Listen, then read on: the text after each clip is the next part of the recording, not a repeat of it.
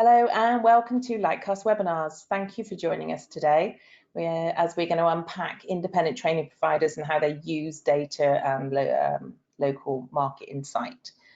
We have with us today Lester Biddle, who is an account director at Lightcast, but he also has over 25 years experience within the FE sector, so he's a bit of an expert.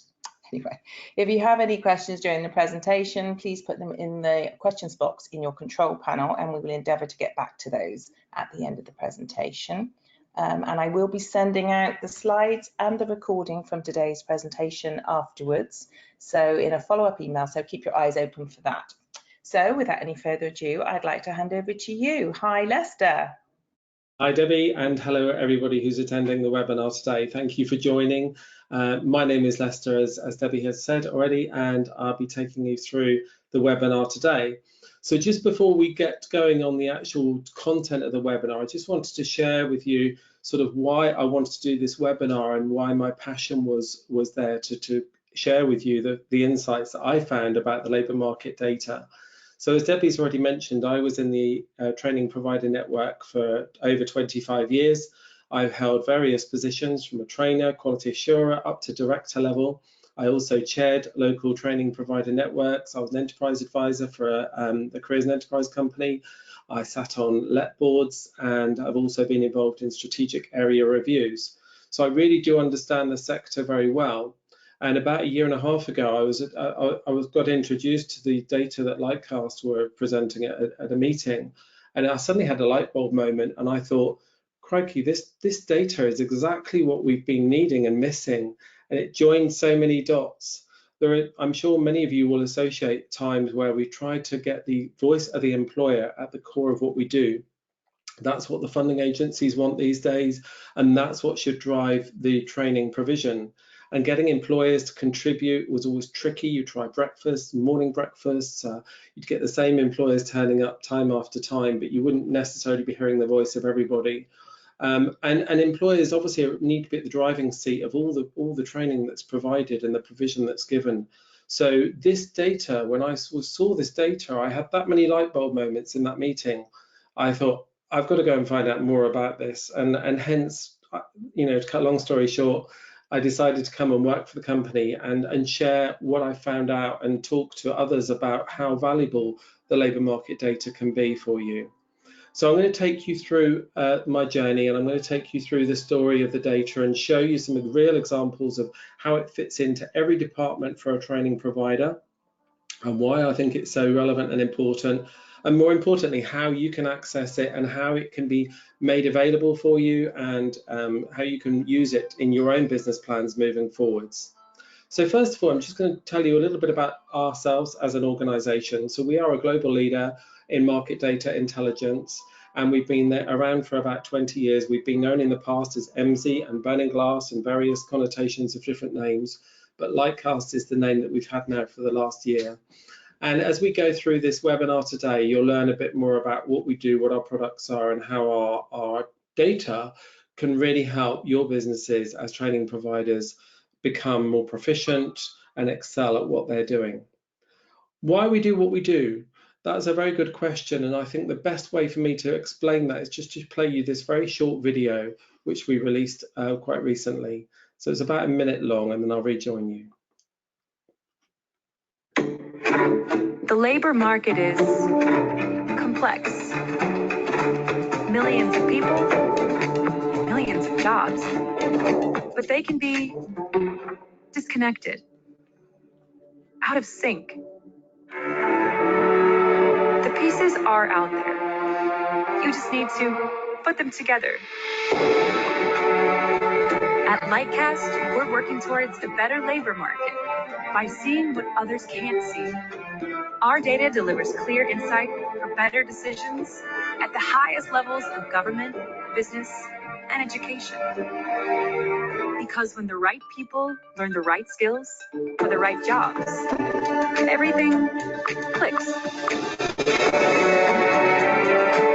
And everyone works in concert. Together, we can create a job market that works for everyone.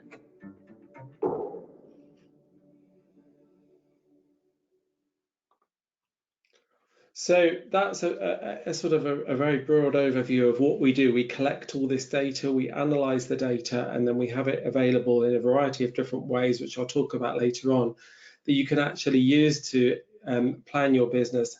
And specifically what I'm going to go through on the webinar today is to cover these different topics that are listed on the screen here. So showing you how and why that data is going to be relevant for you in those various departments and all those important functions of your job.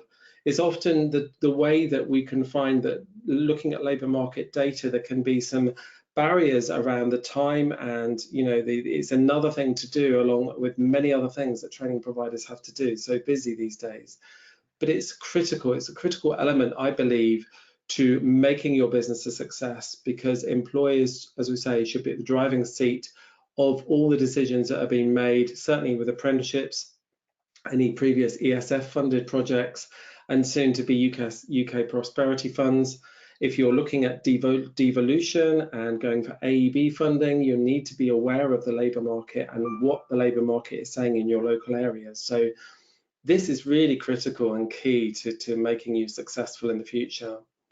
So if we look at bids and tenders then, so often these questions will arise when you're producing your bids, how you understand what the training needs are, what the employers are looking for, and understanding the local skills gaps.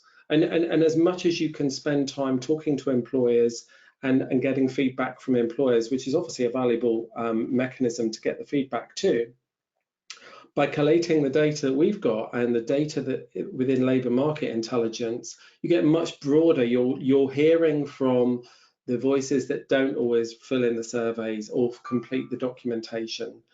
The evidence that you can get from that and the evidence that you can then put forward into bid packs and tenders is so useful and valuable, because it shows that you've understood the local labour market. The labour market is a very complex and fluid product, as we've already heard from that video. So we need to really be able to understand and pick out those points from it. Evidencing the local need. So thinking around what is the local area's needs. Every part of the country is different, with different skills, acquiring different skills in different parts of the country. And we need to be able to have a good understanding of what specific skills are the gaps, and where are the gaps, and what's the emerging skills in those particular areas. And then often it's about securing new work for learners. So understanding where those job opportunities are, which employers are taking on at the moment, which employers might you want to be working in a partnership in conjunction with your bid or tender process. How are you going to really put that evidence forward in a strong bid pack, so that you stand a much better chance of demonstrating your local understanding of the local labour market. We can also use it with curriculum planning. So we know when we get Ofsted, we have to demonstrate the intent. So how are we going to do that? How are we going to evidence that there's a need? So the data will show you that where the jobs are, where the need is, what the employers are looking for in terms of skills at the moment, and evidencing how you're going to be meeting and aligning your curriculum to those specific needs, tailoring it to localism as well. We know that local LSIPs are now in place, and there's a big focus on local skills planning. So understanding the locality of the different skills gaps. Also involving employers in the planning stages. That's a key question that Ofsted inspectors will often ask. How do you involve your employers in the delivery of your programs? Well, actually, by collating the data that you can get hold of, looking at specific employers, finding out what skills gaps they're finding really hard to fulfill, maybe then having a conversation with those employers about those skills gaps that they've identified, and building bespoke sort of workshops that align with the employer's needs, especially if they're large levy paying employers, but also for employer groups, and thinking around how you can then feedback and showing the impact of where maybe those skills gaps in the future are not so prolific anymore. They're being addressed because of the content that you're putting into your curriculum. The way that you're designing your curriculum is now plugging some of those gaps. So running those reports and having those reports a year later to evidence that to an Ofsted inspector, for example, would be, in my mind, an outstanding achievement. But obviously that I'm not an inspector. For operations then, an IAG. So keeping learners on track, keeping learners motivated on program is always a challenge, especially for the longer programs on things like apprenticeships.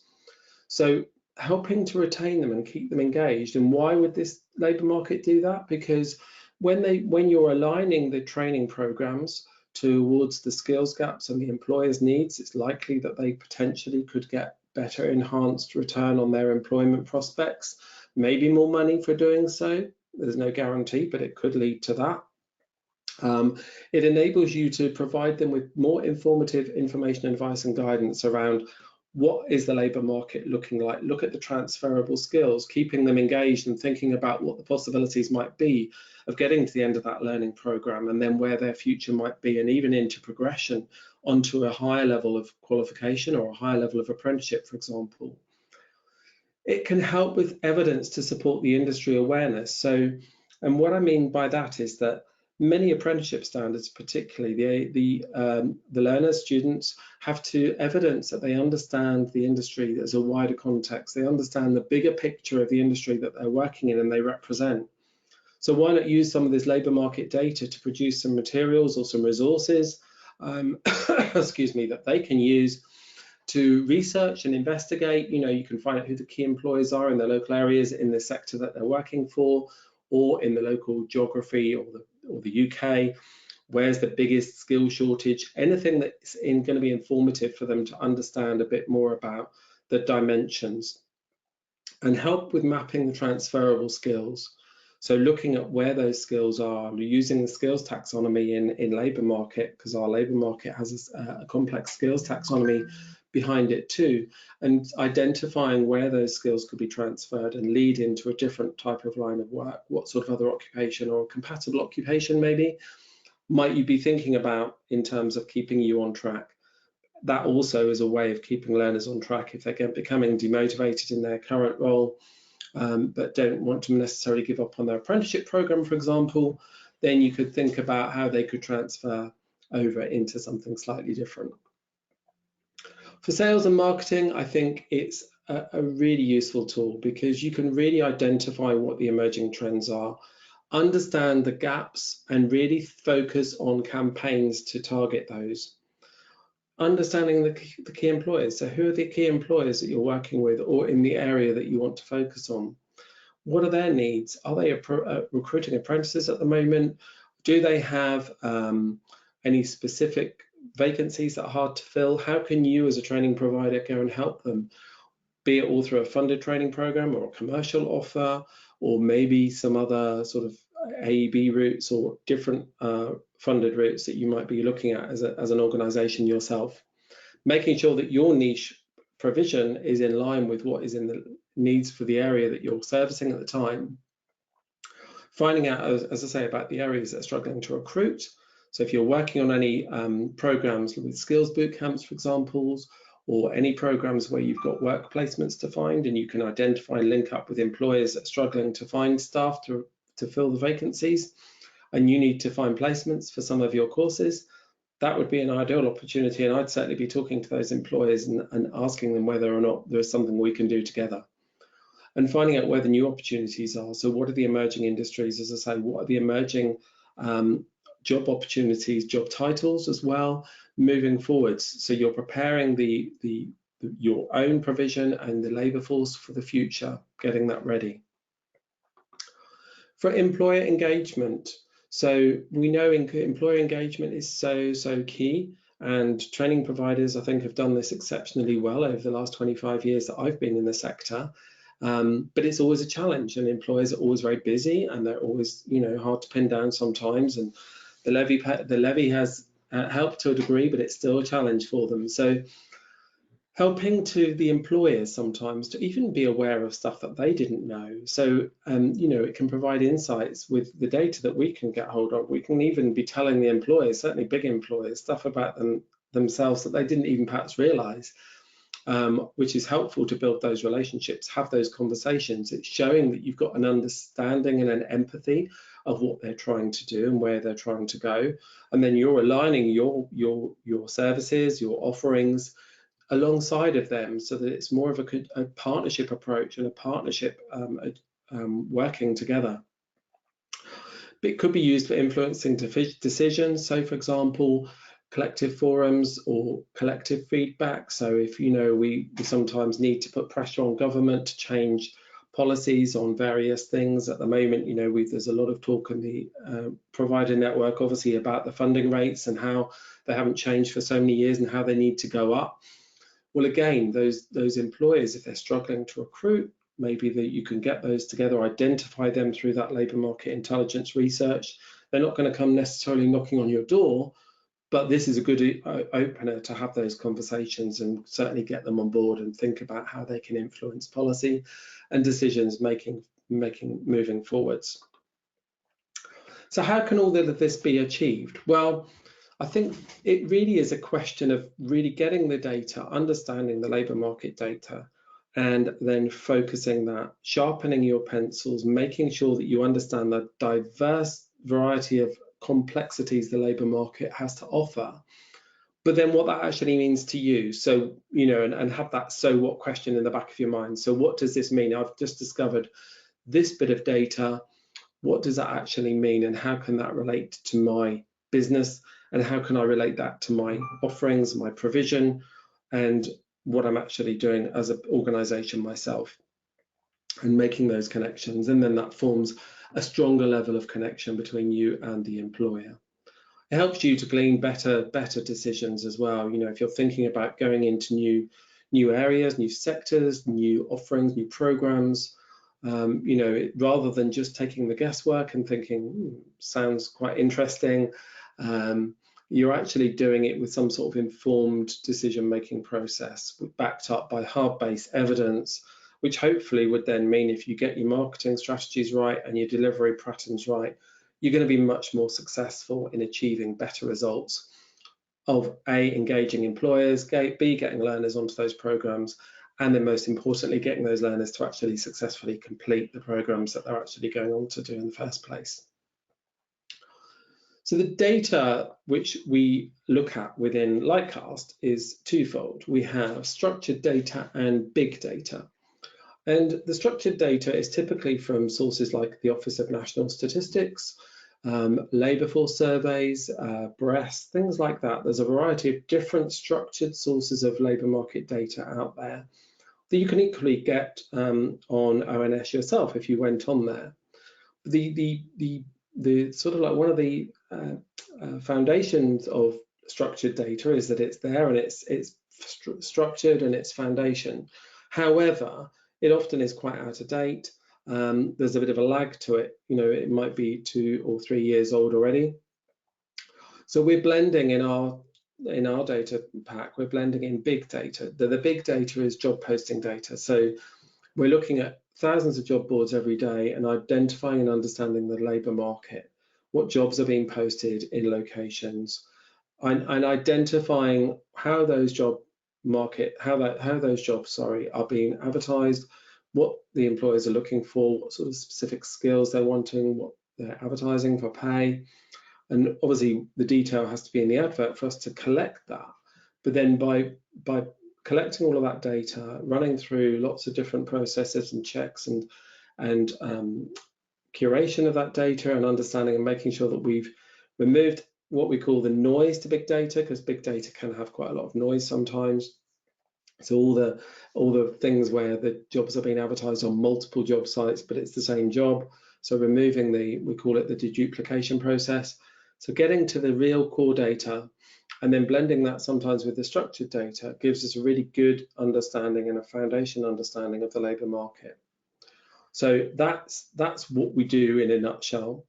And then with that data, we can cut it and slice it in so many different ways, which gives you the ability to really focus in and be very granular if you wanted to, down to like a town or a local authority level, to a job title, to a qualification, to an employer, specific time frames, by skills groups, which would be great for the boot camps. If you're offering boot camps, we can split the data by contract type, so we can look at apprenticeships that are being advertised through the variety of sources that apprenticeships get advertised, and also by our own skills taxonomy. So Within the data systems, we look at SOC and SIC codes, which are typically used on ILR data to classify occupations.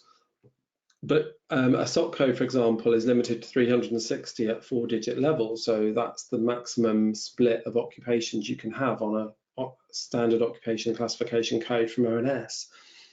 But what we found is that the occupation codes, which are only renewed every 10 years, become quite out of date quite quickly because the labour market moves on, and especially in certain sectors like the digital and environmental.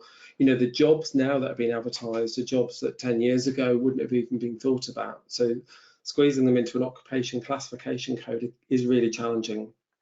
And then understanding those skills that are related to that. So we've developed our own skills taxonomy called the Lightcast Occupation Skills Taxonomy. And what that does is that actually maps across up to 1,900 specialist occupations. And essentially what that means for you as a business is you can really understand much more granularly the specific details around specific roles and the skills that might be needed, the defined and distinguishing skills that might be needed for those roles moving forwards. So it unpicks that labour market route, that career pathway if people want to think about their careers. The challenge often these days is, where do people think about careers? Do they think about the industry that they want to work in? Do they think about the job that they want to do? Or most importantly, and what seems to be emerging more and more these days, is a career driven by certain skills. So acquiring skills and understanding how those skills map into the labour market, and building a skills portfolio with transferable skills that you can connect to and understand how those skills can help enhance your career opportunities. And if you're teaching skills as a training provider, which most of you will be, and you're getting your students to understand how those vital skills are enabling them in the future, then I think you've got a much better chance of keeping learners engaged on program when they maybe think about exiting the apprenticeship program or their programs if they don't want to stay on, because they might no longer want to be an engineer or whatever. But actually the skills that they've acquired through that engineering apprenticeship are still very valuable in other occupations. So working with them in that way, I would suggest as well. So let's think about the visualization of that data then. So it's all very well having all this data and having access to all this data in the organization, but it's a question of then getting some meaning from that and understanding what that means, and then thinking about how you're going to then communicate that, how are you going to visualize it, how are you going to make that data come to life and link into your company values and missions and what you're doing as an organization and how that's all important and relevant. So I'm going to go through a few screens of what the data could look like and how it could sort of present itself. These are just suggestions of a huge variety. Obviously, we would be here until next Wednesday if I was to show you all the variances and connotations. But here, for example, this is one I pulled off yesterday. It's a map of England, and it's just showing where the apprenticeship vacancies have been in the last year and the hotspots for the UK. So certainly around Berkshire and just north of London, and a little bit around Birmingham there. Real dense advertising for apprenticeships. Excuse me. And then Devon and parts of Suffolk and Peterborough as well, coming out fairly heavily as well. Now, these are insights. So when you start to then investigate that, you could then get into the depths and investigate through the labour market and say, well, actually, what is it in Berkshire? What is driving apprenticeships recruitments? Is there key employers there? Is there key sectors? And equally, if you're thinking about expanding your provision or not really understanding why perhaps you're struggling maybe in Norfolk, for example, to get apprentices on board, you can see that the data is actually showing that there's not a great deal of apprenticeship recruitment going on. Of course, I understand that apprenticeships aren't all advertised, and a lot of them are recruited already in post. So this data is only taking the apprenticeships that actually get advertised on all the different websites, like Get My First Job and the apprenticeship.gov website, particularly, obviously. Another way to look at it is this is the advertised apprenticeships for the last 5 years and what the trend has been and whether it's dipping or going up. So you can see that You can see the impact the pandemic had there around sort of May to June 2020. Clearly, there was very little going on in the world of apprenticeship advertising. And we've seen a slow and steady recovery, and it's pretty much just above now pre-pandemic levels for apprenticeship vacancies being advertised. This is high-level data. Once you've got the data, you can drill right into that and get down to real specific information.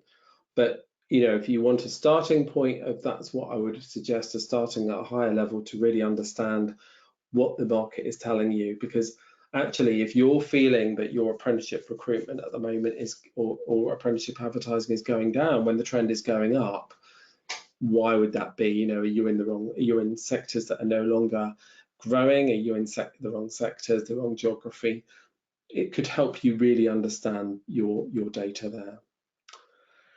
This slide here is just looking at apprenticeships over the last 5 years. So typically, apprentices obviously has remained as the highest level there, because what we're finding is that the vacancies typically will stipulate that it's an apprentice that the company is looking for.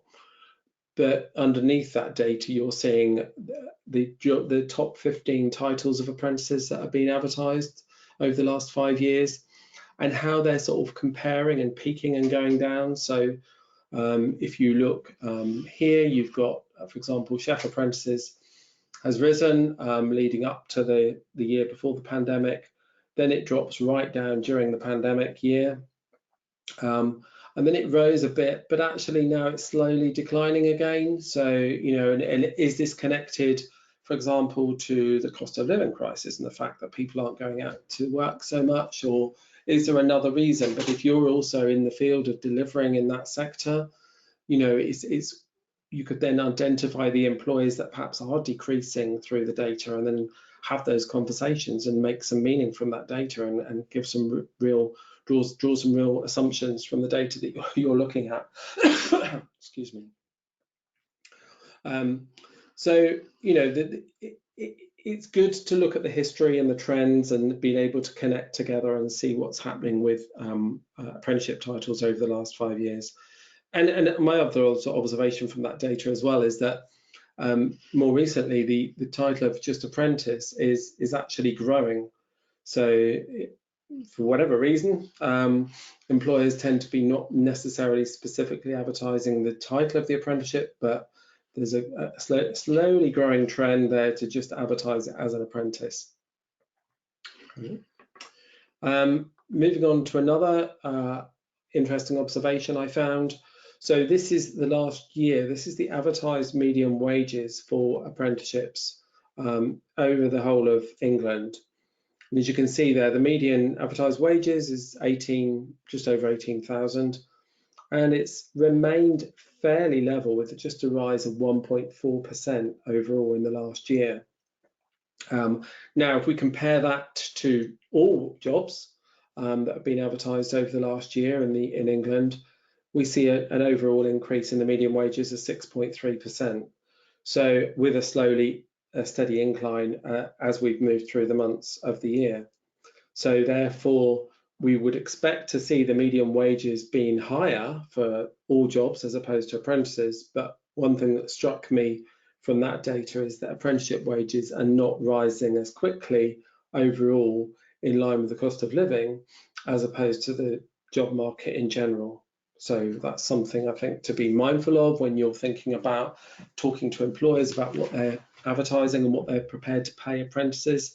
If they're thinking about maybe struggling to recruit apprentices into vacancies and their salary levels are, obviously they've got to be above the minimum, but if their salary levels are a bit unrealistic for the local market, again, you could use this data. You could get the details of the local area, local competing employers, and share that with them and say, look, your benchmark is low, that's why you're struggling. So another really helpful tool to have to engage with your local employers and get the employers really working in partnership with you. We can look at skills. We talked about skills earlier being one of the driving forces of perhaps career planning in the future moving forwards. and looking at what skills are important. So this graph here is showing us the top common skills requested in the vacancies that we've looked at for apprenticeships in the last year. And mathematics is coming out really, really strongly there, the strongest and the highest requested skill. So again, I think it's worth endorsing and talking to apprentices that are doing qualifications and standards, that perhaps maybe aren't so engaged with their functional skills maths as you'd want them to be. I would be reminding them that actually mathematics is a really key skill and it's being demanded by employers significantly. So therefore, whilst you might not enjoy doing maths, there's a certain advantage to you really knuckling down and achieving that qualification. Equally, you've got other key skills in there, about problem solving, willingness to learn, enthusiasm. So really softer skills coming through as well as specific skills in order to be a success with the employer that this is what they're looking for. Again, this is all apprenticeships, the whole of England and all employers. When you start to then break that down into a bit more detail, you get a slightly different variation. So here, for example, is just the East of England. Again, all apprentices for the last year in the East of England. But now what we're seeing there is the variance between the East of England and the national average. So the grey lines there following the blue line in most cases is where the national average was sitting. And then the blue lines are obviously where the East of England is requesting. So slight observation here, the East of England is not requiring quite so many skilled mathematicians. However, they are looking for people to be a bit more enthusiastic. And for some reason, they've focused on cleanliness too. I would suspect that's to do with the sectors that have specifically been requested and recruited for in the apprenticeship market. But it enables you to look at the higher level and the strategic level, and then to break it down a bit more into some sort of consistency or some sort of meaning for you. Another way of looking at presenting the data is through this cluster analysis. So I've taken Berkshire in this instance. Now, this isn't apprenticeships. This is what we have done here is we have clustered together industries in the SIC codes. So there are 560 different classification industry codes. And we have in Lightcast, we've clustered them together into 49 meaningful clustered groups. And by a clustered group, I mean there is similarity between those industries. For example, the digital, as you can see on the screen there, is a clustered group. The visitor economy would be a clustered group. And what we do through a variety of sort of processes in the system is we identify this SWOT analysis chart almost really here. So what we're looking at here is we're saying, right, in the cluster view of West Berkshire here, over the last year, we can see that the horizontal line here is representing the national average.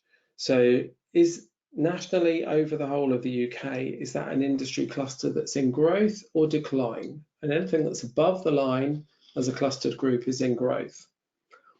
And then this line here, vertical line, is representing the employment concentration. So how many people compared to the rest of the UK in the West Berkshire area work in that clustered group?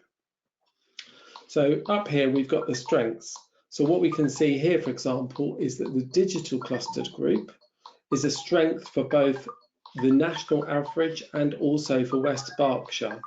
It's a growing area, and it's a large employment sector area, because I can see that by the large circle there, indicating that there is a larger volume of people employed in that particular sector. And you can see the metrics that are making up that particular bubble there. This is a screenshot from our system, and if I was live on the system now, I would be able to dig into any of these and delve right into that digital sector and look at all sorts of rich, wealthy data around that sector to then think, well, actually, maybe I'm a provider who's covering West Berkshire that's thinking about going into digital apprenticeships, and this actually is indicating that that's going to be a really good decision for me, because I can see that it's a growth area for both the UK and also for West Berkshire. So that's what I would be doing in regards to using this data.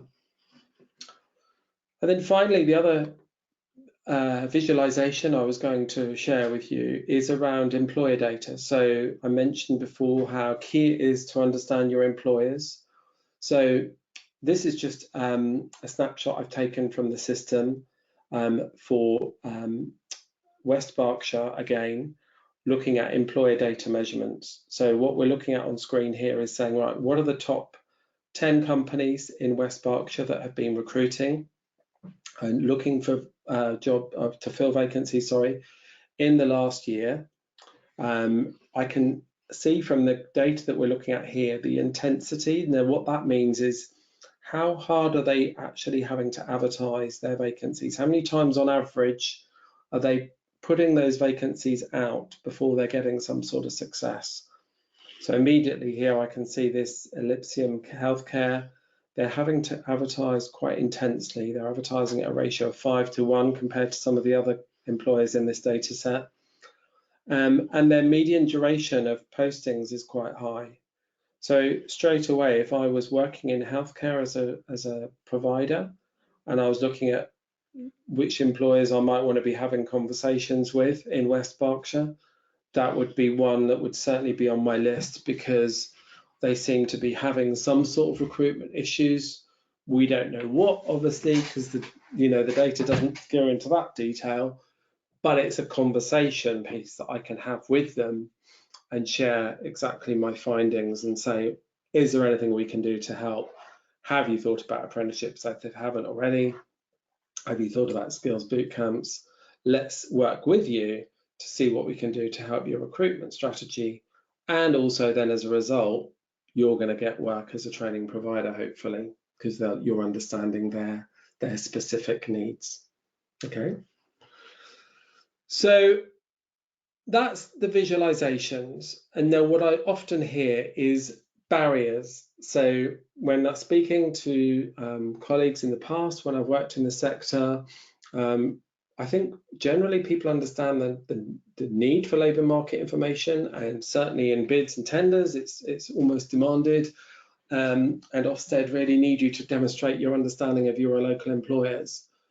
But these are the common barriers that we'll often be facing. We haven't got the time. We don't have the dedicated expertise. We're not data analysts in our organisation. Some are very small. So some training providers are really tiny and just don't have the resources. It's just a pure lack of resources. There's this lack of internal connections to communicate the insights and bring meaning to the story. So, there's bits where parts of the organisation might understand bits of the labour market information, but doesn't really know how to communicate that or share that with other parts of the organisation and make that connection and say, well, why would that be relevant for you? Or why is that relevant to marketing? Or why is that relevant for curriculum? Just making that connection and understanding. And then as always, there's pressures. You've got Ofsted, you've got QAR, you've got other pressures to meet, row-up completions to complete, and last-minute deadlines for bids and tenders. So I'm really aware of all of that. I've been there, I've done that, I've been in that situation. But I think it was quite short-sighted to overlook the real value that the labour market intelligence can help you with and help you overcome a lot of these issues. If you've got that working succinctly in the background, quite often it's just a question of looking at a few saved reports if you've done the work, and it's there for you. It's not an onerous lot of investigation, not through the system that we use. So what are the ways to consume the data with Lightcast? There's a variety of different solutions to help you in order to make the most of the Lightcast or the labour market data and have it at your fingertips so that it's ready. So when you get that bid that they want by 12 o'clock tomorrow lunchtime, you can actually quickly do it and you don't have to spend a lot of time. We know that devolved authorities are going to be wanting a lot more labour market intelligent information in their bidding. They're really going to want to understand that you know what they're looking for and what they need. they also often use our data too. So if you're using our data and they're using our data, you're going to be talking a similar language. So first of all, we have our analyst platform, which is a subscription service where people can pay to have a license onto the platform and investigate all the data as they see fit in their own way. All that data I've shown you today on the different visualizations is snapshots from pieces of our tool and what our data can look like. But as I say, that is a tiny, tiny little piece of what it does. But it enables you to have that inquisitive nature and that inquisitive mindset. And I'm mindful, though, for some smaller providers, they might not have the resources to actually have per person looking at this data on the analyst platform, or maybe you don't necessarily need to be a data analyst to do it. You just need the training on using the platform, because the data analytics is pretty much done for you in the platform. The second option is to configure to an API for our data. So this would require a bit more time from a developer's side. So from your side, to get your engineers to configure the API across to our data. So you can put the data then into dashboards, and you can have automated data. So it takes the time involved out of it for you. And you can consume that data and share that data maybe internally in dashboards, so that you've got up-to-date information, which keeps your focus there.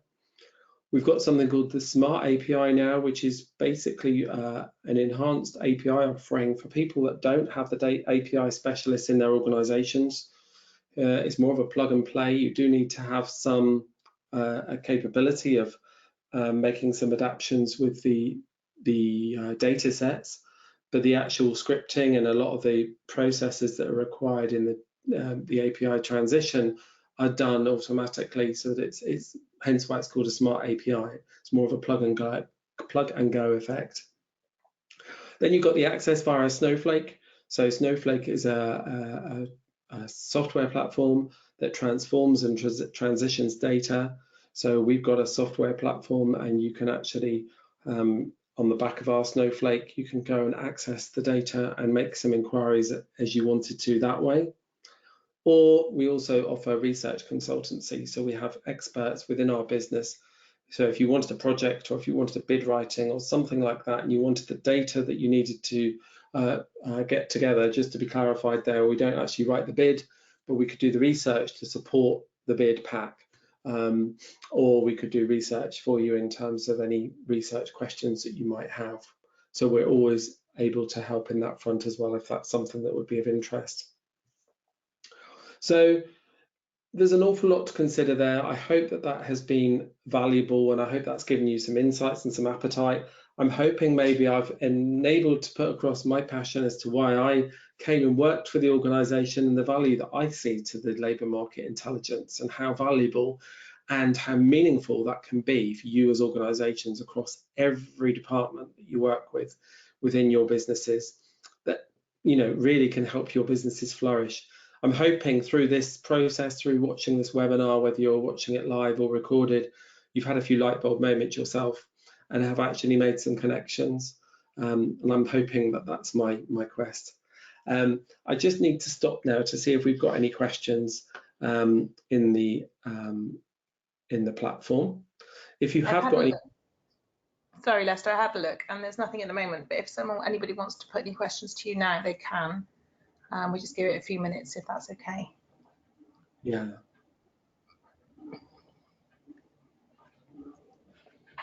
As I say, if there's any questions either now or afterwards, you can always reach out to me at Lightcast.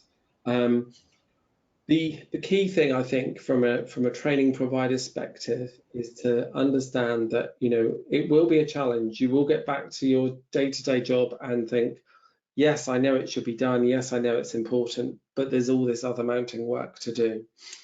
But I think it's if you can have the ability to understand that having some of that research, having some of that data to your hand, and understanding what the labour market landscape is looking like, is going to make other parts of your day-to-day job a lot less time consuming. And the benefits, I think, in the longer run will definitely be profound in what you could be doing and where you could be going. I would challenge any training provider to use the data for a few months and then measure and see what impact that's had on their recruitment, on their learning retention. As long as they've used it and actually used it and understood the data and used it effectively moving forwards, it would be good. So I can see no further, or no questions have come in. So do feel free to reach out to us if you wanted any further questions. I just want to thank you for attending and highlight to you that we have got a future webinar coming up on the 21st of June, which is going to be a really informative webinar with a variety of speakers looking at digital badges. It's a follow-on from a series of different webinars we've been looking at on digital badges with some of the partners. So if you haven't registered for that, please do so. There's also other webinars that are being announced on a daily basis that are advertised on our website. So please feel free to log on and book yourself on any future webinars that we might be offering. Thank you very much for joining, and I hope you found it beneficial and helpful.